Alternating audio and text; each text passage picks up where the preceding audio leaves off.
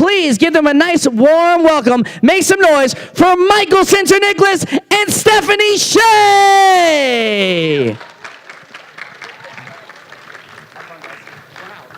Thanks, brother. Wow, he's really good. Like, I think he's more interesting than we are. Like, I was like, thank you. I want to like run on the stage. Yeah, let's turn on the stage. Oh my gosh. Woo! Anyway. Whatcha? Whoa. Waya! Sorry, but that's why we're voice actors. And I'm Hey, spent. keep going. Oh, wait. Okay, a lot of you guys said you've seen this movie before, right? Yes, all of a sudden you got quiet. Like, They all forgot. You wooed for him. Remember that time when the cool guy was like, "Who saw your name?" And everyone was like, "Woo!" Okay, who hasn't Not. seen the movie? Okay. Wait, I felt like these. Okay. Were some of you lying before? It's okay. No shame. Wait, who hasn't seen the movie? Keep your hands up. You've not seen it. Shame. Okay. Shame. No. Okay. So we're asking. Oh, and This camera is girl important. hasn't seen it. This is very important because it's very hard to talk about this movie without giving away spoilers. Yeah. What do people who've seen this movie agree? Right. And there are a lot of spoilers, and part of the enjoyment of this movie is not expecting the spoilers. The original story was written by M. Night Shyamalan. So, I will not be offended if you want to leave. Or we will call earmuffs. Yeah, earmuffs. Okay? So, but when you're asking questions, maybe you should be considered that too. Yes, To be like, everybody. Earmuff question. Yeah. In Okay? that time when, when everyone died. Oh, spoilers. Make us up. Let's do a practice, everybody. Ready? Yes. Ready? Okay. 1, 2, 3, earmuffs. Only the people who haven't seen it. If you've seen it, you don't have to earmuffs. And earmuffs go here, not here. But, I mean, if we do anything visually upsetting, we'll warn and eyemuffs. this is FYI, I am big on no spoilers. So, like, we're both of us kind of are. So when we went to see Wonder Woman, there was a trailer for The Last Jedi. And it was hilarious because my roommate, there's a shot of Rey right at the beginning. And my roommate goes, yeah! And him and I both went, no! I did the same thing with the newest Terminator. Because I heard there were all these spoilers in the trailer, and I was like, I like the original Terminator, and based on the way that the new one is, the old one is like it's a flashback. But so I do that. But there's a technique for earmuffs. Yes, earmuff technique. Okay, everybody could practice this. Use this in your life. It'll make your fandom nerd geek experience much better. So cancel all social media accounts because people will just ruin it for you. But Yeah. What's your technique for earmuffs? My technique for earmuffs is that if you just cover your ears or you stick your fingers in your ears, you can still hear. It's not a high-tech sealant. So what I do is I actually don't put them in my ears. I do this and then I move. Want to get a close up of that? And I do this. Wait, hold still. Get a close up on this ear, so you'll see. See how the quickly inner ear. Yeah. it's doing? And it's making noises, so it's like blocking. So I do both I do both, and then I actually at the same time make noise, but that might bother your neighbors, because really, if I'm full hardcore doing it, I'm doing this. That's what I do. But Which in a movie theater during a trailer, they're playing everything at like really loud, so it's 180 okay. decibels. It's fine. And I close my eyes because I don't want to have a visual spoiler. But you can just quietly make noise. It's still because it's louder in your own head than it is to the neighbors. So you guys. Yes. So what is your technique? Well, I do the same thing. Funny, you should have the same technique I do. Oh. But I'll have to vary sometimes the frequency because if you're doing the same speed, if it's too fast, you can hear the words are just cha-cha-cha-cha-cha, like you're talking to a fan. But if you do it slower and then mix it up, I try doing every other ear, but then your brain puts the words together. It's like the Sesame Street thing. Where The other thing you can do is instead Boom. of doing a rapid motion, you can do circular. What? You could do a circular, like doing, and then I do in this circle is the opposite direction than the other circle. Like that. For the close-up. Right. Video assist. It's a good job. You did a great job. Rec focus. Do you guys want to try it? You want to try it? No, it's like I want to finger my ears. No. Let's try it. Okay. I'm going to say 1, 2, 3 earmuffs, and then Michael, you're going to tell a dark secret into the microphone, and we'll see if you guys heard it. All right, ready? 1, 2, 3 earmuffs. Dark secret? Okay, when I was in the 7th grade, I murdered one of the teachers, the teachers the fill-in teachers, what are they called? The substitute. I murdered a substitute teacher. Okay, we're done. Who heard it? Did you hear it? Did it work? Damn it. No, So, did you guys hear mumble? it? You didn't hear it, right? No one mumbled. Now mumble. Wait, are you saying it didn't work or it worked? It worked, right. But you like half did it. I saw you did this and you took it out. So. One more time, you're going to have a dark secret. Oh, no. And this time, mumble. And if you're sitting with someone else who's also doing it, then like mumble at each other. Like, well, I'll have a conversation. I don't know what you're saying, but I'm going to have a conversation at you. And that way, I'm focused on something else and not what they're saying. Ready? Okay, 3, 2, 1. Earmuffs, dark secret. I often don't wash my hands after going to the bathroom. I'm done. Wow. Did you guys hear it? I heard that. So next time you want to shake her hand at the autograph table, remember that. Good? So, all right. Okay, we're prepared. Okay, We're now now we ready for can this talk panel. about your name. Woo! Are those sisters here that I met signing? One of them had seen it, one of them hadn't. And they were like, no, I don't want my sister to know anything. Okay, she kept Okay, her that's a good safe friend. distance. Okay, so we have a microphone up here if people want to get in line and ask us questions. Or not. Otherwise, we talk about stuff. Otherwise. In case you guys didn't know, Michael and I both worked on your name. Michael played Taki, and I played Mitsuha, but we also co-voice directed it. For reasons that... Our Earmuffs. Just kidding. Yes, we both did audition. We didn't just cast ourselves. Trying to think what else. And this movie was done in a record speed. It was done very, It very was done very fast. We had an incomplete translation, and from that, delivering a theatrical mix was 4 weeks. With all the casting, recording, rewriting, finishing translation, pre-production, production, and post. So we recorded it in about 2 weeks. And most of our stuff, we did it like... Really late at night. We'd like record everyone all day, and then jump in the booth at like 11. Whoops. Oh, that's you. That's me. I'm going to turn off the sound things. Boop. And, Do you guys have any questions about... Yes! Yay, a question! Yay! Yeah. Everybody clap. I mean, yes, because Thanks. if he didn't come up, then we would just be... Yeah, so let's go first. yeah. Break the seal. Okay. Yeah, it works. Okay. This is cool. All right, so how was the cycle for the voice acting alongside the Japanese voice acting? That was like all done afterwards, right? Yeah, so a lot of times in Japan, so American shows are typically recorded by them, like, first. They start doing designs, maybe some storyboards, and then they do the voices. Then they make an animatic, which is the storyboard stills with the voices on top, so you can get a sense of the timing. Then people start doing cleanup and making the animatic look better, and then they animate on that. But the basic timing is laid out with the performances of the actors and people drawing and making like a slideshow. In Japan, they sort of do everything all at once. So at the point where they record the voices, they've already got some animation done, and they play the animation in the studio for the actors. So for instance, when you watch any TV show that's like a half-hour show, it's 22 minutes, commercial break, 22 minutes. They only have one in the middle, which is why you always have that eye catch, right? So Japan has less commercials, they have less cereal to sell, so whatever. When it's their fault. But when they record their show, they're watching the animation for a full 11-minute take of a TV show. It's different from movies. And they're trying to match as closely as possible the flaps while doing good performance, and then they're done in a day. But then the animators change the mouths sometimes. They don't really care if it's dead on sync. We're used to more perfect sync because we do the voices first, and the animators painstakingly do everything based on that performance. But not just the mouth, also the body. Like when they're like, what are you talking about? They might be like, what are you talking about? So it would be weird if they're like, what are you talking about? So the actors dictate more of that stuff in American shows. So when we get it, it's finished. Well, in the case of Your Are Name, you still at least. following? You understand? Okay, good. So In Your Name was finished and released in Japan.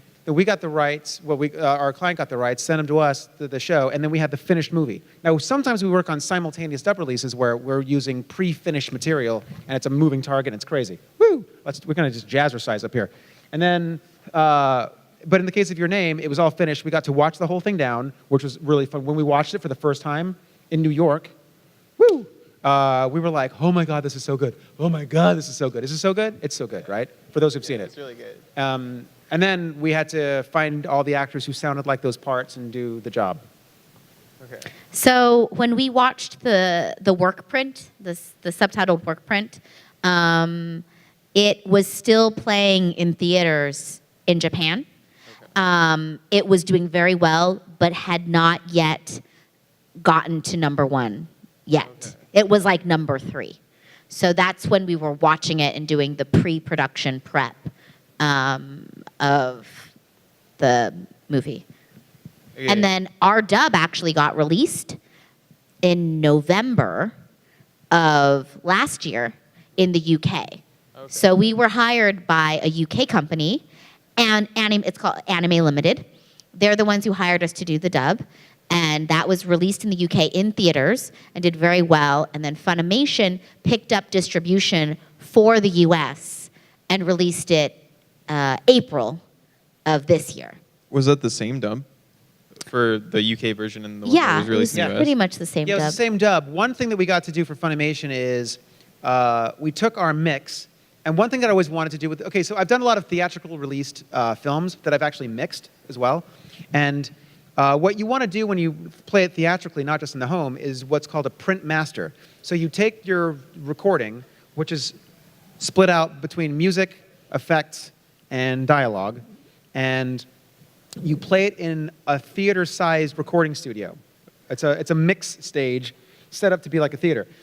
So you have a projected screen, which is part of the Dolby spec, actually. You have to have a certain number of speakers at a certain distance. They have to be behind a perforated screen, just like in a movie theater, because anytime you put something in front of a microphone or a speaker, it covers the sound. Would sound different than this. So I never got to print master the one that played in the UK, and I got to print master the one that was released here. So that's really the only difference. Okay. Hey, I'm going to let somebody else go. Thanks for your time. Yeah. Thank you. Yay! Yeah, #1. #1. Hi, my name is Brandy. Hi, Brandy. My question for the both of you, what is your favorite, I guess, personality or part about the opposite character? So what would be your favorite part about Mitsuha and your favorite part of Taki? And I guess, like, what's your favorite part about your own character as well? Because it was kind of like a, flip-flop between each person. So what would you, I guess, your take out in the entire movie, what was your favorite part of them? He can't answer that. It's too hard for him. Ladies first. Okay. My favorite thing about Taki was his determination, especially towards the end, how he just didn't give up. That's my favorite thing about his Don't have personality. me crying up here, please. I love that movie. I'm sorry. Yeah, that's because it's very easy when things just aren't going your way and everyone around you is not really supporting your reality, that to give up. But just, yeah. What's your answer? It's funny. You can't say the same thing. For Mitsuha, so it's been a minute since I, was working in this movie, and so that changes your perspective when you watch it finished and when you're working on it from the inside out, right? So I'm trying to remember what I was thinking when I was doing it. It sounds so generic to say like her personality, but you said a specific element of her personality. She's really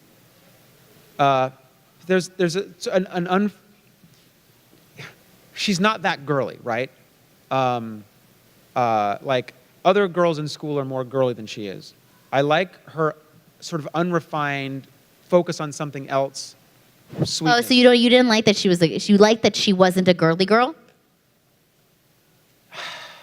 I like that her focus is on something else. I think it's really cool that even though she wants to be in a big city and is sick and tired of this town, that there's something, and it's funny because, okay, I went to university in North Carolina. Woo! Yeah, let's hear it for North Carolina. I don't Pulled understand why they're cheering. because I ended up going to a big Kidding. city, right? I'm in LA now. It's a big country mouse and city mouse thing.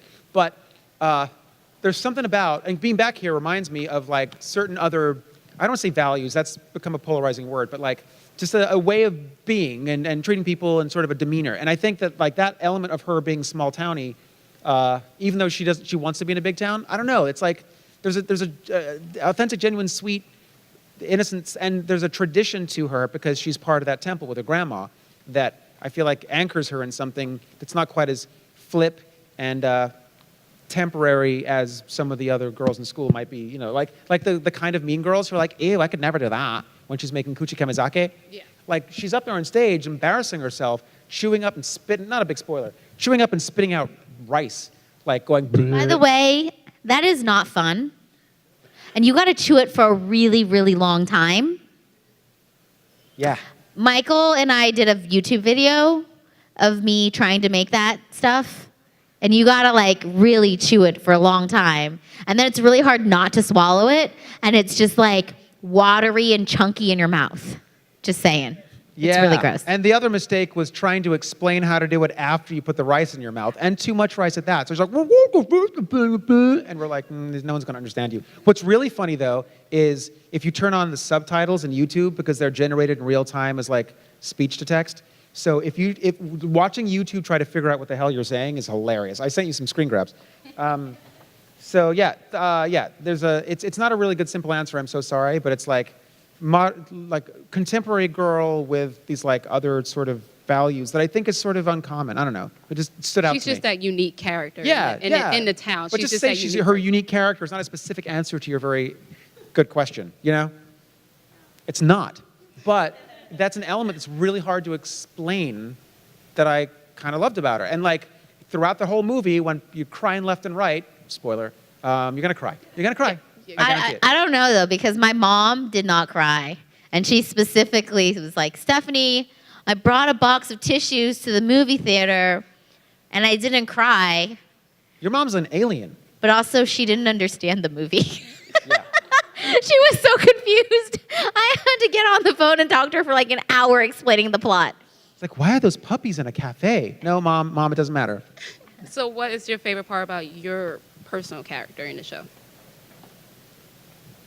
Or favorite Are you going to thing? say your unique personality? My unique personality. See, there's something unique about. No, I mean the not giving up thing she already took. So I got to say something else.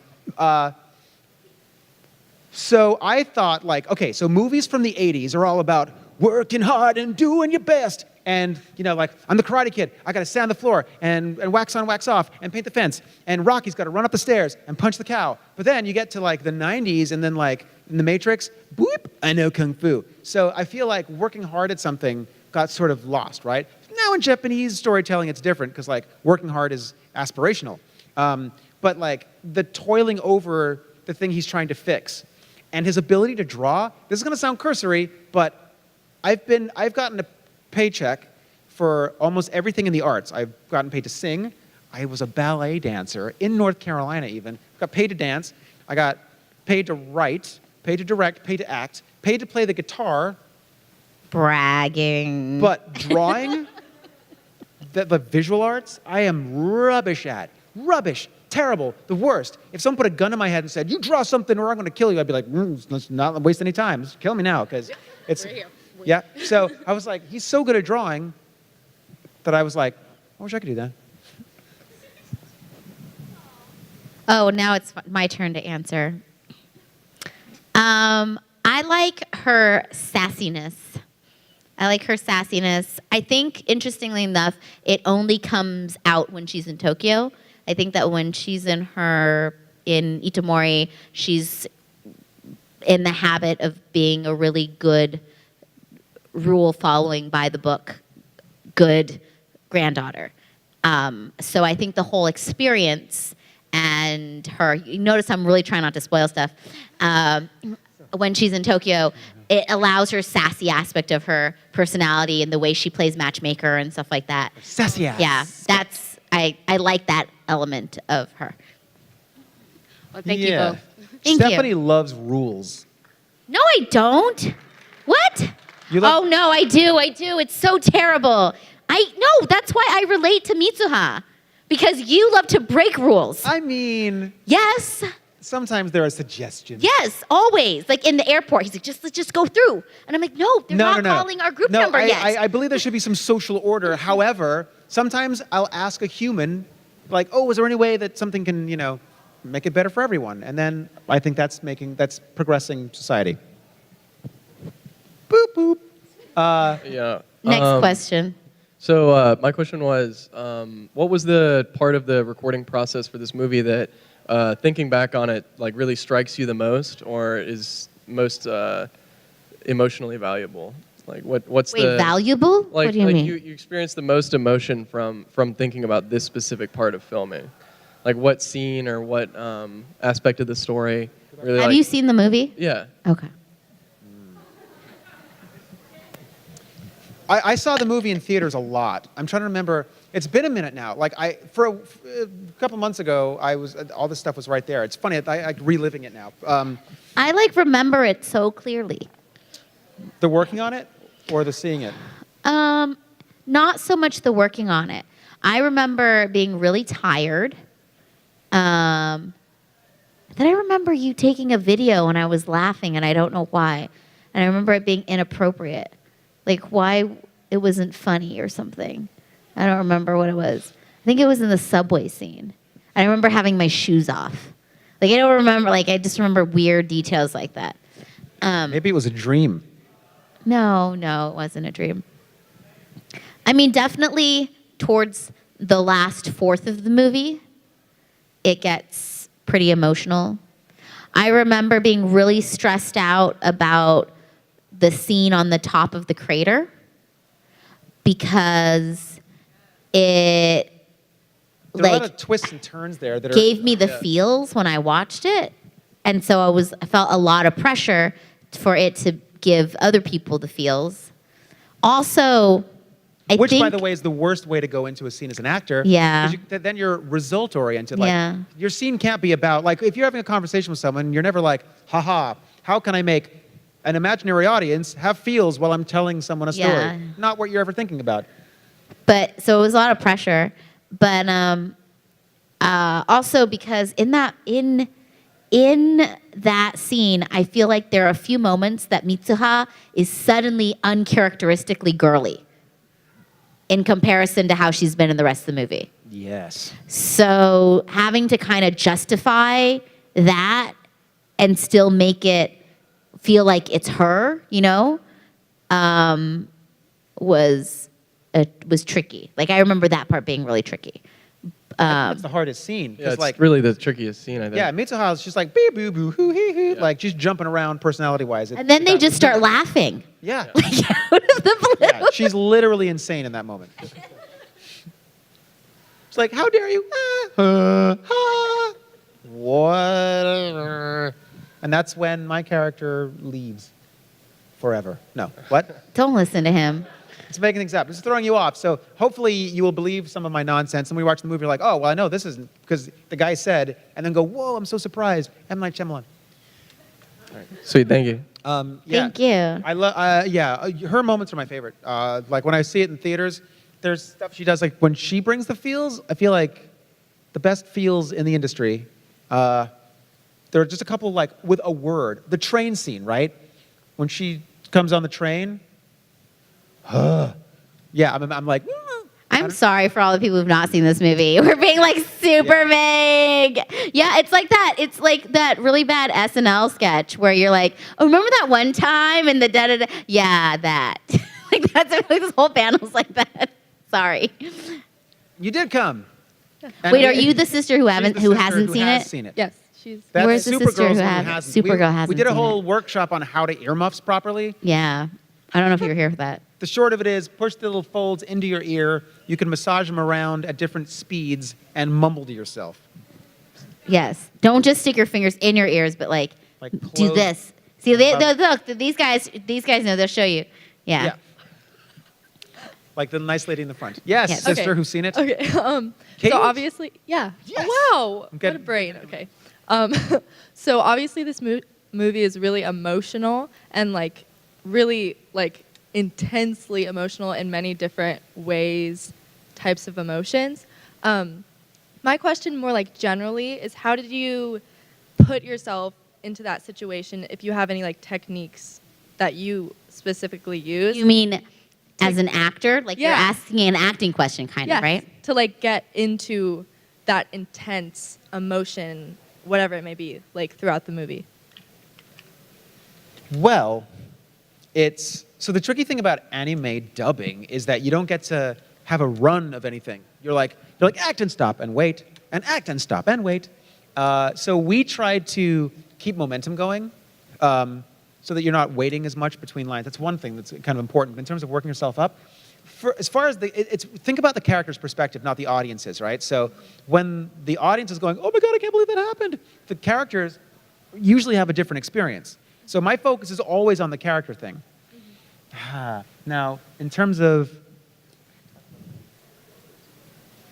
but I mean, it's like, there's one spoiler that's sort of,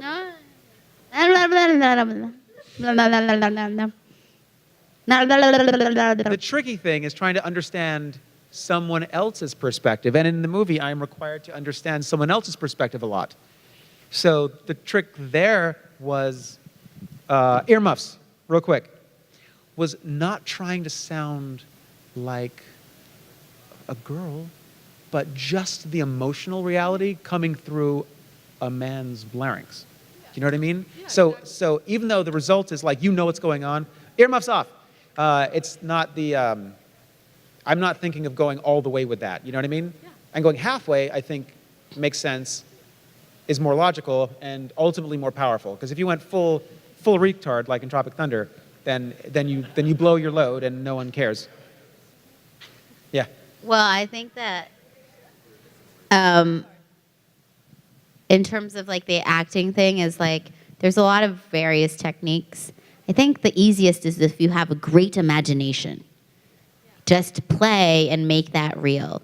So you know how like actors, they say actors are all a little bit crazy. Like all the good ones are all a little bit crazy. And I think there's some truth to that because they can put themselves in a mental state where like they're living in a different reality. If you can't get there, that's why we're in class all the time. But like there are other and therapy. Yes, therapy. There are other techniques like substitution is a technique, which means that you substitute a real personal experience that is as similar to the character's experience, and then you know, to try to get those emotions. Like sense memory is another thing. Like literally there'd be like acting classes where they like have you like pick up a cup and drink it so you can remember like the feeling of that and then like do it without a cup. You know, like there's Meisner's a very repetition exercises, like you are wearing a watch. You're wearing a watch. No, you're supposed to say I'm wearing a watch. Oh, I'm wearing a watch.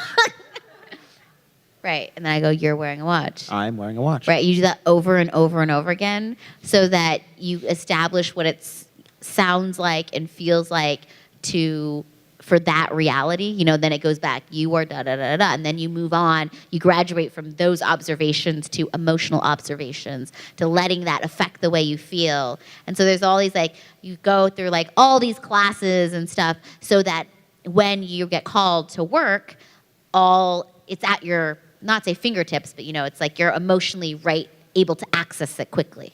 So. Yeah, substitution's a big one. Like in the scene where the elephant stampede destroyed my high school, I thought about being stuck earmuffs. Oh, too late. I think about, you know, like being near a natural disaster, like a tornado or whatever, and which I have been, and I'm like, oh no, the fear of that. So you know what the reality of that experience is, or just imagining. And for me, like, I remember as a kid thinking, grown-ups, I feel bad for you, because like I go out and play, and you sit around drinking coffee and talking, endlessly talking. After dinner, you sit around and talk more. We're done eating. Go play. No? You're gonna sit and talk more? Parents. But and I'm running around the garden, like playing with toys and you know throwing like parachute army men. And then Christmas. Come on, are you really that excited about socks, Dad? Really? Socks? I got an aircraft carrier that launches foam planes. Like, so play was always really important. And that's, I think, one of the reasons I got sucked into this world, because I can just keep playing. So that's about, just imaginating stuff. I remember having a teacher when I was like in junior high. Bloops. Oh, not that teacher. Different, no, that was college. Okay. Bloops the clown. Long story. But I remember saying that I did this acting class over the weekend and I had so much fun. And she's like, oh, wow, why? Because I get to play. Well, what did you get to play this time? Oh, I played that my mom killed herself and then I like have a fight with my dad and I'm crying and she's like, well, that doesn't sound very fun. I'm like, no, it doesn't, does it? But I had fun doing it. Whoa, weird. Why? Cute. Wow, that's messed up. Right? Right. So yeah, imagination. Thank you. That's very cool. You're welcome. Thanks. Yeah, good question. Wow, Good question. yeah, good question. Hello. Hello. Bad burp. I'd only seen one other movie by Makoto Shinkai. Wait, did you see this movie though? Yes. Oh, okay. I'd only seen one other movie of his before. No. Which Earmuffs one for was you. it? 5 centimeters Per second. Yes. Okay. And there's a lot of the same things. This thing of Similar people, themes. yeah, people trying to connect and Yes. this incredible lush animation. But have you seen any others that he had done? Me personally, are you asking? Yes. We have no. I was not familiar with other films. I had not seen them. However, I knew of them and about them. So this was the first time that I got to like read more about his work after working on this. Although my first exposure to Shinkai was I was at a New York Anime Fair, and back when Bandai was around, at Bandai Entertainment booth, and this guy Tony was there, and he was like selling DVDs, and then they had a bunch of Shinkai films, and one of them was 5 centimeters per second. And I was like helping him sell DVDs on my break in between panels. And he was like telling people, he was like overselling it. I thought he was being sarcastic. You know, he was like, oh, that movie's so good, man. It's so good. Oh my God, you have to pick up that movie. You have to pick it up, man. Like to people. And I was like, he sounded sarcastic, right? So I was like, are you being sarcastic? And he was like, no, that is like my favorite movie of all time. I was like, now I know you're being sarcastic. He's like, no, I'm serious. And he goes, that movie is my life. Okay, now you're being sarcastic. No. No, I'm not. Yeah, and then so I'm like, what is it about? He's like, it's about these two people, man. And it's like, you know, like soulmates. And then like you like try to connect. And then you're just like, sometimes you're just not able to. Right? And I was like, that movie's your life? And he's like, yeah, man. And then I was like, Anthony, aren't you married? And he goes, yeah. And then I'm like, does your wife like that movie? And he's like, no, man, she hates it. And somehow all of a sudden I got this huge insight into this man's life based on 5 centimeters per second. Wow. But this movie is a little different than all the other ones. While the themes are similar, I know that when companies were asked to bid on it, some of them were like, Shinkai, genius, great, we'll take it. But no one got to see it. They're like, because we're friends with some of the, well, we know half of the people who bid on it, but they were like, great, can we see it? They're like, no, it has not been made. Can I read a script? They're like, no, it's not finished yet. What? So they were like, so we just want us to sight unseen. They're like, yes, Shinkai, you're welcome. Yeah, and they were like, we don't even know how much money to offer. And then they're like, okay, you're lost. That's how much they believed in this movie. And they were not wrong. And they were not wrong. And then afterwards, there were several people that were kicking themselves in the buttocks, whatever. They Like kicked themselves in a various circle. places. Like, you kick mine, I'll kick yours. Yeah, We because lost. they were like, man, I should have picked up that movie.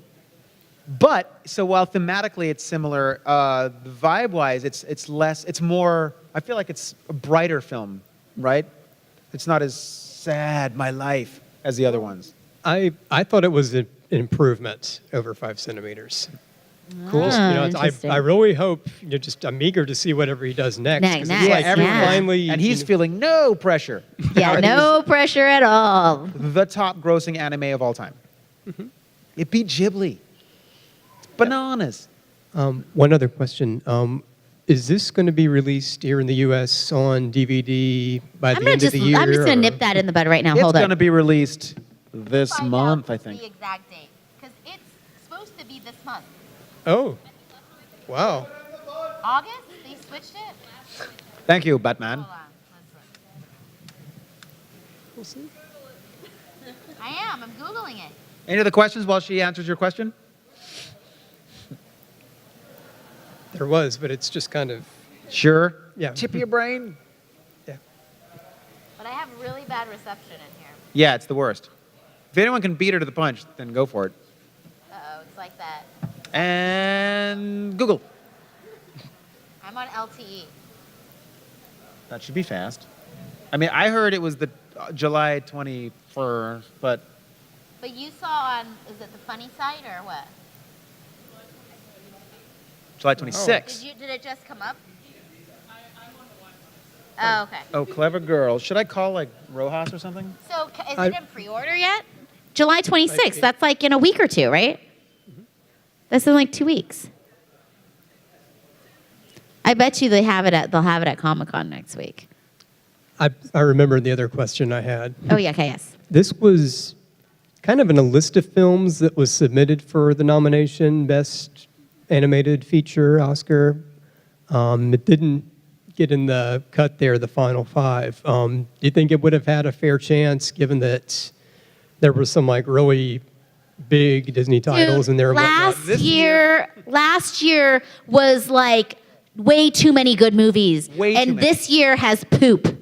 Yeah. No offense. Honestly, No offense. if they'd waited to release it in the U.S. in January Yeah. instead of December, they it probably would have it been probably nominated. it might have even won, I think. Yeah. So that's a real shame. I don't know why they had to do it in December. There may be some reason, I'm sure there is, that I don't know about. But we personally worked on 5 or 6 movies, all that deserved to be nominated. Miss Hokusai was a great movie. Yeah, Miss Hokusai was an IG film. Fatima Inverted. Fatima What? Inverted is from a while ago. Yeah. But I did a follow-up to a film that was done by a French company. There was a film called A Cat in Paris. We worked on that. It was Oscar nominated. Their follow-up just came out last year. It was called Phantom Boy. Phantom Boy. Never heard of it, but people thought it was going to be nominated. Miss Hokusai. Miss Hokusai. My Life as a Zucchini did get nominated. So we got one in 6. Red Turtle. No, but in terms of the like. Oh, the ones that we. But last year was so contentious that not even the Pixar movie got in. Our little movie about stop-motion orphans got in, but it was really artsy and beautiful, and it won like all kinds of international awards, but not the Oscar because Disney gets them all now. But and Disney had two films, so there was no room. Pixar didn't get nominated, so yeah, there was no way this was going to happen. And the Academy doesn't typically favor anime, but I think this year. This year it could have. It could have. Could have been great. Yeah. Yep. Yep. Thank you. Yes, good questions. Good question. Brandy again. Welcome back. Sorry. This may sound cliche, but Okay. because this movie has Have I like seen you somewhere before? Was your dad a thief? Sorry. What? no, he wasn't. He was a DJ. Can I borrow your number? I lost mine. Oh. but they all sound cliche. But I mean, just because this movie is so emotional and has like a lot going on in it, and from watching it and then actually redubbing it, what would be like the moral story that you get without really revealing any spoilers? But what like is the greatest lesson you would take from this movie? Message. But not just message. Lesson. That you would probably carry on with you like for your next role or something like that. Wow. My knee jerk to that, and even my experience watching it, my experience working on it, is cherish the people you care about. Yeah. Don't take for granted that they're always there. And Sorry, I interrupted you. Go ahead. that's it. Person I cherish that I'm whatever. Sorry, I interrupt him a lot. It's fine. It's true. Like That's my all the lesson. time. That's my lesson. Cherish them. Yes. The end. You sure? Okay. The other thing is, no. Don't waste all your money on sweets. Okay. I think what affected me the most is not so much the the lesson in the movie, but like the audience reaction to the movie. I think that recently it's been really popular to be cynical and negative, and I felt like the reason why this movie did so well and struck a chord with so many people is because it's all about like hope.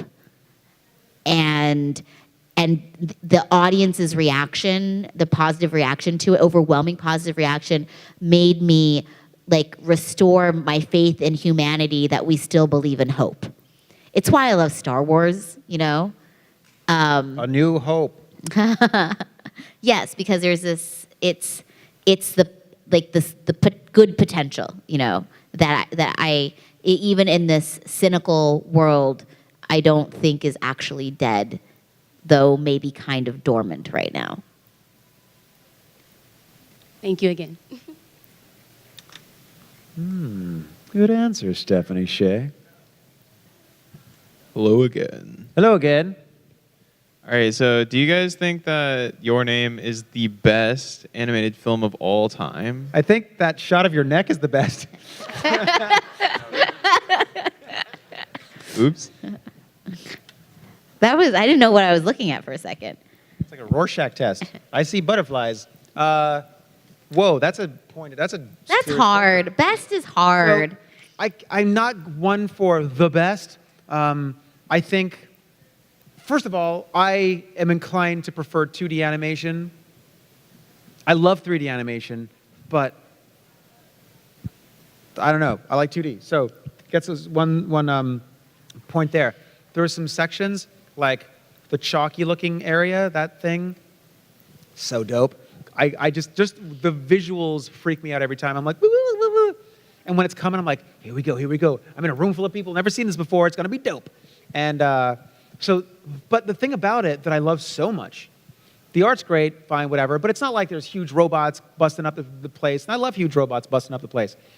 But the structure of the story is so unique that even though I saw it about 1,000 times, working on it and then seeing it multiple theaters around the country, I saw it in New York, I saw it in LA, I saw it in Arizona when I had a layover, and then I made a really dumb video. I'm not a YouTuber, but I made a video of like going to see it in the middle of Arizona and talked to some fans in the audience. It was very fun.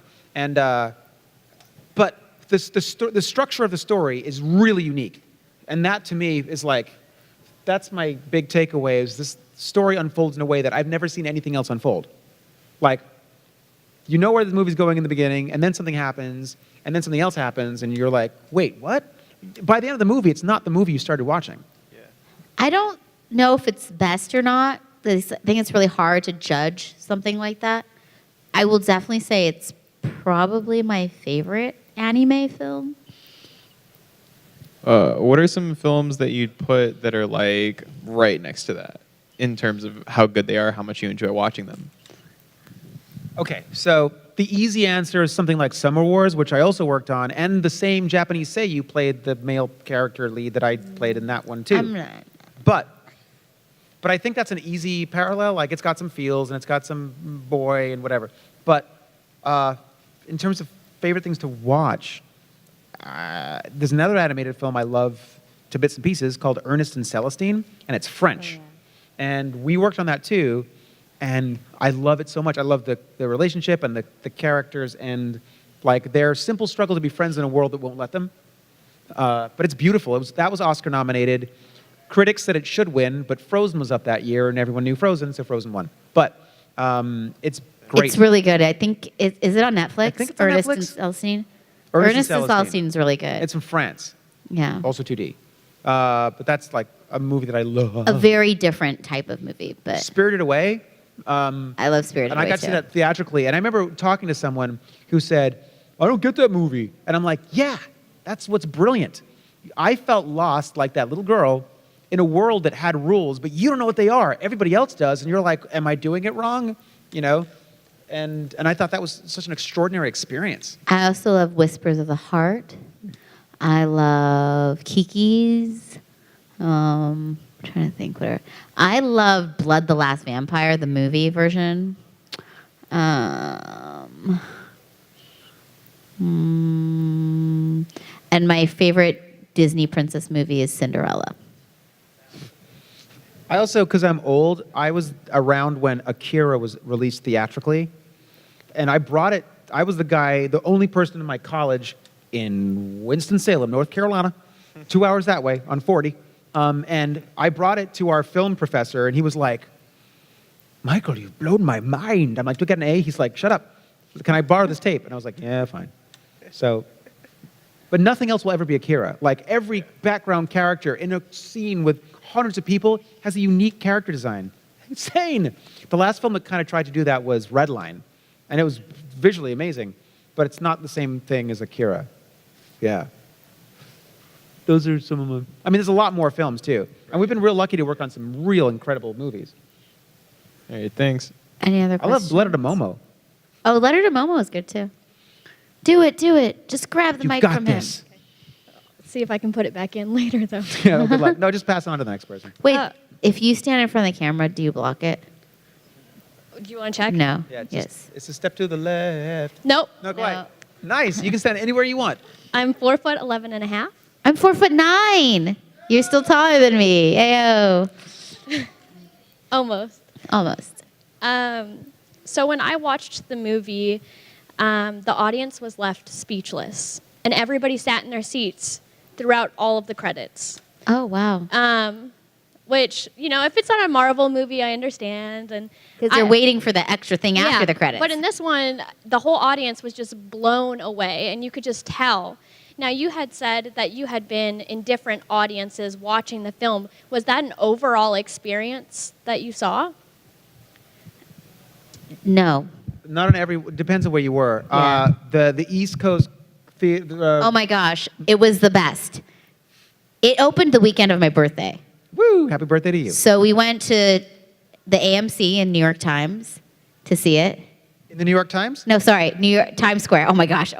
You're such a Sorry. California girl. Times Square in New York, AMC, to see it. And New York audiences are so loud And funny. and funny. And there was some dude in the front was gasping and commenting. Everybody, the whole theater would laugh at his reactions throughout the whole movie. Anytime something happened, he's like, oh, no! Very, very, very loud. And then towards the end, there were a lot of upset people, shouting at the screen until the end. There was just a lot of shouting and freaking out, very verbal freaking out. Yeah. There were these two girls behind us live tweeting or something. Oh my God, I can't even handle it right now. Oh my God, I can't even. Oh, just kill me now. What? No. They're I like, can't shut even." up, shut up. Oh my God, oh my God, oh my God. No. Yes, it was so it was, they were not speechless. There was a lot Yeah. of speech going on. A lot of speeching. I've been in a few audiences where there were applause. And then some were just quiet. Some audiences were really small. Did you see it was a lot of people or very little people? There was a lot of people. Don't say little people. I find that offensive. It was in Kansas City, Missouri. When I Oh, was Oh, really? there. Yeah. So, Sub or dub? Sub or dub? sub. No? No, dub. Sorry, dub. Oh, wow. Dub. Okay, cool. Yeah. It was in Yeah. April. It was, Right on. yeah. So, yeah, it varied. Sometimes audiences were not vocal at all. And then other times But they I were heard really a lot of vocal. people talking about it as they left. And, if you go to most movies, I feel like people are like, where are we going to eat now? But everyone came out going oh, can you believe the thing? Oh, I can't believe that. I was really expecting, wait, why did this? Yeah. And I'm like, oh, yeah, cool. It gets people thinking and talking, I think. And feelsing. It definitely does. Thank you. Thank you. Thank you. Yeah. Good question. Good question. Nice hustle. Good question. And you got the mic thing in the back of the thing, which is good, which you were concerned about, but you did it. Hello. Hello. I can't get it out of it. Yeah, you can just do the so whole well. thing, be like Prince and woo, Yeah. kick over the... How do you think this film would be different if it came from any culture other than Japan, if at all? Cool question. I think that definitely there's influence, the various disasters that Japan has faced, whether it be from, Natural or man-made? Yeah, Yes. like Hiroshima or Fukushima and the tsunamis and stuff like that. I think that was a huge impact Yeah, on this. Shinkai said that the Fukushima disaster was a big influence. Yeah, so I don't know that that the story would be made in other cultures. There is definitely, they don't explain it in the film, but you guys watch enough anime that you know of the concept of the red string of fate, right? So they believe that soulmates or partners are fated. There's an invisible red string that ties them together. But if it's invisible, how can it be red? Well, but obviously that theme is throughout this film as well. So I think it is very uniquely Japanese, and yet the themes of love and connection and all these other things are universal. So that those things have transcended in terms of audiences being able to enjoy it. Also, without spoiling anything, what Taki does when he wakes up in the country is something that I'm not sure if that's universal or Japanese. I'm going to say universal. Okay, I would for those probably who've seen it, universal, Only the guys get to answer, though. and then just Japanese. Nobody's just Japanese in the audience. That's not fair. No, 'cause it's the not like question's this. about- Like, but if we had like half Japanese people in the audience, then it would be a more No, I wasn't asking if you're scientific- Japanese. Wait, what? No, but if you're saying that if that act is universal or just Japanese, then it'd be better if your sample set I think our had sample set has plenty of experience watching anime. Do you not? So I think these are, by proxy, experts. Okay. So, a Japanese exclusive behavior? No. Everyone thinks it's universal. Interesting. Except maybe Brandy. Japanese are universal. Wow. Okay, you're Okay. right. Oh my gosh. Okay. Enough. Okay. Do you have another question, sir? No, I think that's No.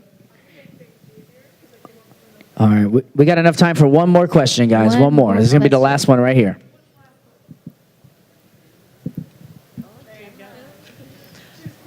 Okay, so I saw a video recently about how. Was it of her chewing rice and spitting it out? No, Gross. it wasn't that one. Okay. I'm going to look that up though when I'm done here. No, I saw a video of Shinkai saying that when he was told the movie needed to be finished and released, he felt like it wasn't completed, like it wasn't perfect. He wanted a couple more years to finish it. How did you guys feel about it? Because I've watched it a few times and I still sit there every time and think, my God, this is perfect. So how do you guys feel about it? I understand what he's talking about. I never feel like the only reason things get finished is because of deadlines. Otherwise, you tweak and tweak and tweak and tweak and tweak. I wish we had more than 4 flippin' weeks. It wasn't enough time. We were recording from 11 to like 3, 4 in the morning. And with some of the delicate work in there, it was hard. And we fought a bunch sometimes. We had to make a rule that I can't explain. Can't say because of spoilers. Earmuffs? Earmuffs, serious earmuffs. Work those earmuffs. Earmuffs, earmuffs, earmuffs. Wait, you need earmuffs, don't you? You've seen it? Her friend left. Okay, good. Earmuffs. So when I'm doing the country earmuffs, I won't say it. But some of the more delicate work I had to do was hard at 5 a.m. All right. But You did not even answer the question. No. All right, you can really. fine. Earmuffs off. Earmuffs 'Cause off. You're the only one doing it. Earmuffs so Stephanie, you're her favorite person because she likes rule following. But when I watch the film, I think like perfect is a weird thing. Perfect, I don't know that perfect is real and perfect is just static. I don't know. It's weird. I can't explain perfect. But I love the film so much because of its weird structure, and I feel like that was really well worked out. I think that I know what he's talking about because if you look at the film and you look at the tiny little details, there are some places in the storytelling where you might go like, well, that doesn't make sense. if so and so knew this, then why would da da da da da? But they're really, really minor, I think. And maybe he's referring to that. But like, we got to meet him at the LA screening, the subtitle version of the screening. There was like a Q&A afterwards and stuff. And we got to meet him, and he was super, super nice.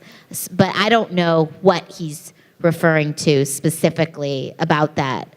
But I'm sure there are little things that like, oh, I wish I could be better, or whatever. I mean, and Michael's right. When we look at our work, it's the same way. They're like moments. You're like, oh, if only. I wish I had more time for that. Oh, I wish we could. Or more money. You know, I'd call that actor back in to, you know, or to re-record the thing, and we could get that better. We shouldn't have been cast as the leads. No, that's so mean. But he's also a visual storyteller. So like every animator I know is always like, oh, I could have tweeted. Oh, that's that line. That's not so specific. Oh, that could have been a better perspective. Or oh, if only I had more frames in that shot. Whatever. So they're never going to be satisfied. But there is, FYI, there's one mistake in the movie. Which one? There's a mistake in the movie. Where? Okay, it's during the scene when, and it's only because we dub it so we paid this attention, and it's very, very hard to spot unless you have a very clear image. It's when Mitsuha and Yotsuha are after the ceremony, the Kuchikamizaki ceremony, and they're talking about, you know, she you know, what should she do, and Yotsuha said, it's fine. You could just go and sell the blah blah blah Tokyo and go to and sell the Shrine Maiden Sake. Yeah, Shrine Maiden Sake, and then she's like, I can't do that. So there's a shot of them. They're leaving, right? And then it cuts. The shot of them is they're walking through, and there's like trees and stuff, and Yotsuha's talking. And then the next shot has the two of them really small walking down the stairs, but the wrong girl's mouth is flapping. Yeah, in the Japanese version. That's probably the one. Not to be confused with a dub mistake. No, it was. And we only noticed that because we're dubbing it, so we're like paying attention, and we know we'll that. Zoom in on that to see. Yeah, like, we know that it's going to be a movie release, so it's going to be huge on the screen. But it even huge on a screen, it's so tiny because they're like this big at the top of the stairs, so their mouths are like one speck, you know. So I don't think anyone ever really noticed it. But there's some details, there's some deliberate mistakes that I think are amazing. There's a couple shots where they do time-lapse photography, and I'm really into photography, and they do a thing, sometimes time-lapse things will, like the camera gets knocked where the autofocus catches something. So time-lapse photography is take a picture every like 10 seconds, and then you run it together as a video where you see like flowers grow and clouds move fast. So they're doing that, but not until I saw it on a big screen did I notice, and it's sitting like in the second row because we got there late, but it was like, I could see during the time lapse, the image would pump a little bit, and I was like, the camera, even though it's been drawn by hand, is like losing focus for a second. And I was like, mind blown. They drew a mistake of like amateur time-lapse photography, intervalometer photography. And I was like, no, you didn't. No, you didn't. Maybe he had a video reference of that, but they like drew over and went, oh, it messed up here. Let's throw it in there. But little mistakes, like deliberate, painstakingly drawn mistakes, I was like, Shinkai, you the man. All right, thank you guys for coming to the panel, and pick up the Blu-ray, the DVD Blu-ray, seriously. And like whatever version you guys watched, it's amazing in Japanese. I think the English is good too, but it's just an amazing movie. Yeah, one more time, all you fans out there, make some noise for Michael Sinterniklaas and Stephanie Sheh. Make sure you guys visit them down at their booth downstairs. Of course, they're going to be here throughout the weekend. And please, go have some fun and enjoy the rest of Raleigh Supercon. We'll see you guys real soon. Thank you guys so much.